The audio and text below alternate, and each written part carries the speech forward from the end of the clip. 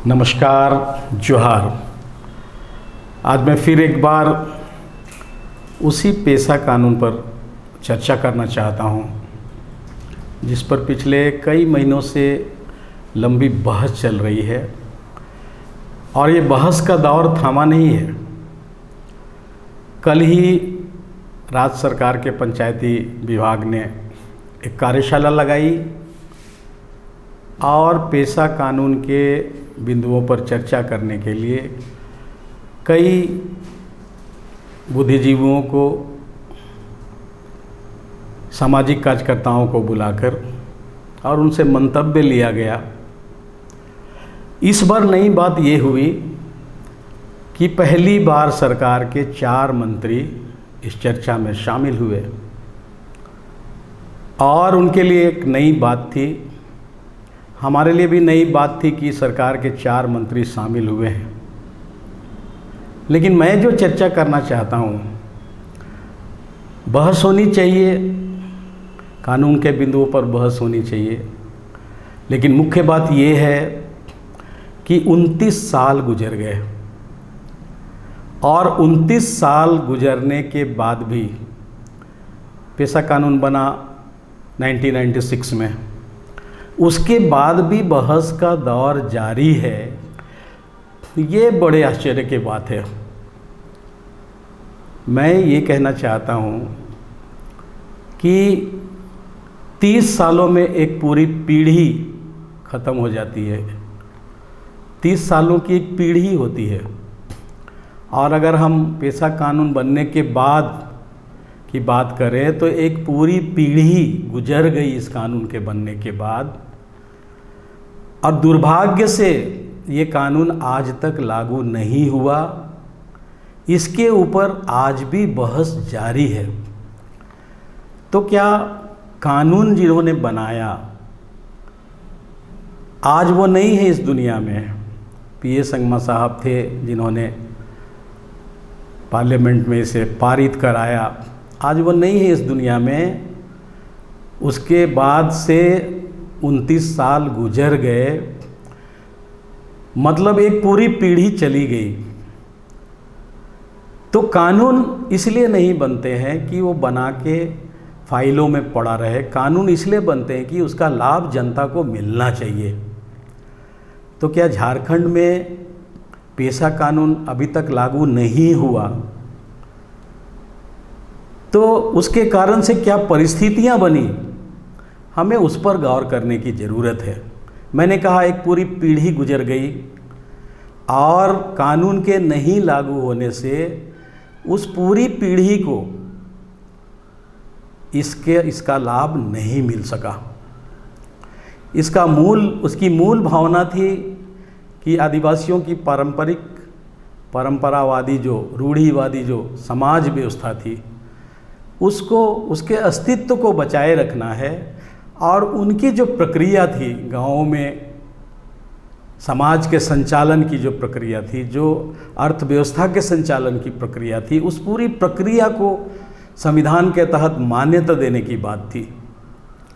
लेकिन जब एक पीढ़ी गुजर गई तो उस पूरी पीढ़ी को इसका लाभ नहीं मिला। नतीजा क्या हुआ? नतीजा ये हुआ कि 30 सालों में गाँवों में जो पारंपरिक समाज व्यवस्था थी उसका विघटन हुआ है और उनके आर्थिक प्रगति के रास्ते में कई तरह की बाधाएं उत्पन्न हुई। जंगलों पर जो उनका अधिकार था, जंगल नष्ट हुए, जंगलों का विनाश हुआ, पर्यावरण पर उसका असर पड़ा, लोगों को रोजगार नहीं मिला और बड़ी संख्या में लोग यहाँ से पलायन करने को मजबूर हुए। इतना ही नहीं, आज हम जिस डेमोग्राफिक चेंज की बात कर रहे हैं, 30 सालों में एक व्यापक परिवर्तन हुआ है आदिवासियों की आबादी को लेकर। इस पर भी लगातार लोग चर्चा करते रहे, लेकिन इसके पीछे जो कारण रहे कि कानून लागू नहीं हुआ। पेशा कानून के अंदर में इन सारी चीज़ों को समाहित करके आदिवासी समाज को आर्थिक विकास के रास्ते में आगे बढ़ने के लिए ये कानून बनाया गया। उनकी पारंपरिक समाज व्यवस्था के अस्तित्व को बचाए रखने के लिए ये कानून बना। उनको आत्मनिर्णय के अधिकार देने के लिए ये कानून बना, लेकिन लागू नहीं होने से उस पूरी पीढ़ी के लोग वंचित हो गए। और आज फिर एक बार नई बहस। हमें सरकार के मंशा पर संदेह होता है और ये संदेह होना जायज़ है, क्योंकि जिन लोग आज बहस कर रहे हैं, जिन लोगों ने कानून बनाया, पार्लियामेंट में जिनके रहते, जिनकी सरकार के रहते कानून बना, वो आज झारखंड की सरकार में बैठे हैं। आज फिर एक बार बहस हो रही है, इसीलिए कि सरकार में नई पीढ़ी के लोग आ गए। जो भी मंत्री बने वो नई पीढ़ी के लोग हैं।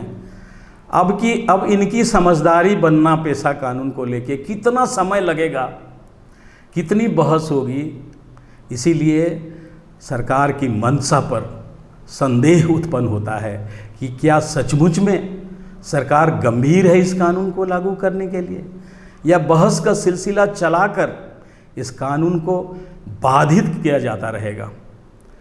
शंका इसलिए भी होती है कि आज आदिवासियों के लिए नीति नहीं है, उनके अनुसार सरकार के पास कोई ठोस रोड मैप नहीं है, और सरकार भी कॉरपोरेट के नीति के हिसाब से चल रही है।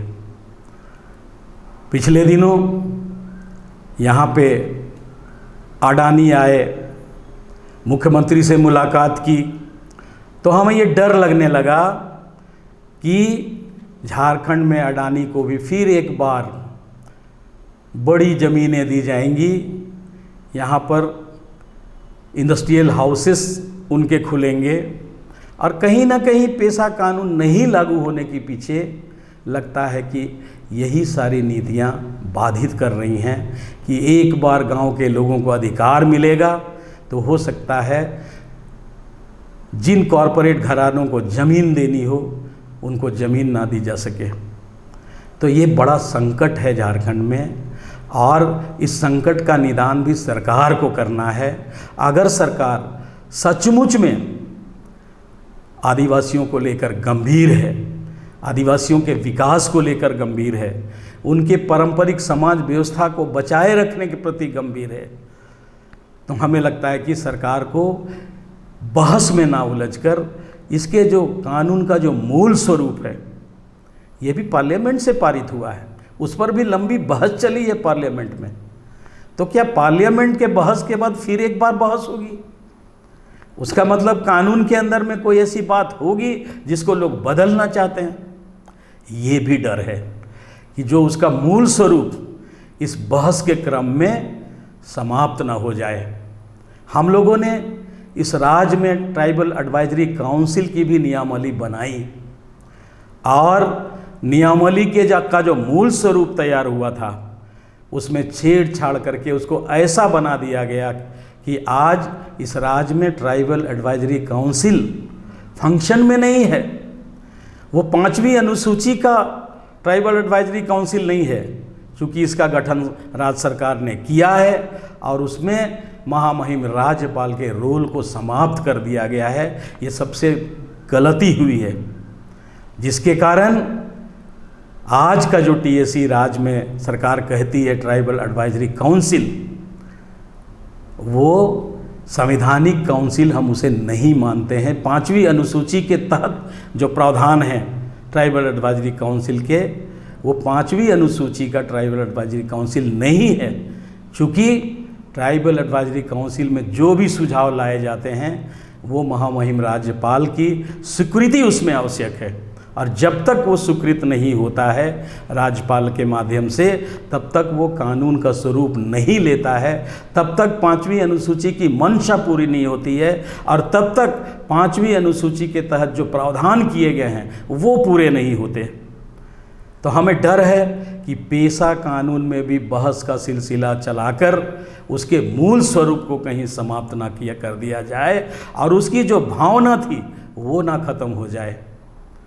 आज इस पर चिंता करने की ज़रूरत है कि 30 साल होने को है, अगर 30 साल में कोई कानून लागू नहीं होता है तो सरकार की मंशा पर सवाल उठना जायज़ है। और यही आदिवासी समाज के लिए एक संकट है। हमें इस पर बात करनी चाहिए, हमें इस पर चर्चा करनी चाहिए कि क्यों नहीं ये कानून अविलंब लागू होता है, और पूरे समाज को एकजुट होकर, कहीं ऐसा ना हो कि आने वाली पीढ़ी भी इससे वंचित रह जाए, आने वाला आदिवासी समाज भी वंचित रह जाए, और उनकी जो परंपरागत समाज व्यवस्था आजीवित है वो धीरे धीरे करके समाप्त ना हो जाए, बाहरी आबादी की घुसपैठ ना हो जाए झारखंड में, और हमारे डेमोग्राफी में जो परिवर्तन आ रहा है तेज़ी से वो और न तेज हो जाए। कानून नहीं लागू होगा तो ये परिस्थितियाँ बनेगी, और नतीजा क्या होगा कि यहाँ के लोगों को फिर से अपनी ज़मीनों पर उनका अधिकार नहीं मिलेगा, फिर से उनके संसाधनों पर नियंत्रण का अधिकार नहीं मिलेगा, और रोज़गार की तलाश में लोग यहाँ से पलायन करने को मजबूर होंगे। तो एक कानून के नहीं लागू होने से इतनी सारी समस्याएं बनती है इस राज्य में, और धीरे धीरे करके फिर एक बार झारखंड समस्याओं का राज्य बनेगा, विकास बाधित होंगे, लोगों की स्थिति बदलेगी, और लोग फिर एक बार पुरानी स्थिति में चले आएंगे, निर्धन होंगे, बेघरबार होंगे, उनकी ज़मीनें लूटेंगी, उनको रोज़गार नहीं मिलेगा, उनकी आर्थिक स्थिति बद से बदहाल हालत होगी। तो साथियों, आज हमें इस बात पर चर्चा करने की ज़रूरत है, और जितनी जल्दी हो सके इस कानून को इस राज्य में लागू होना चाहिए, ताकि जिस मकसद से ये कानून बना वो पूरा हो सकेगा।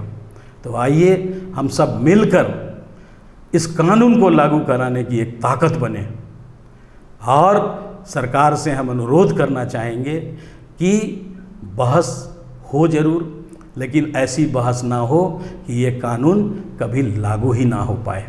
तो आज के लिए बस इतना ही। आप सबों को फिर एक बार हमारी ओर से जोहार। जय झारखंड।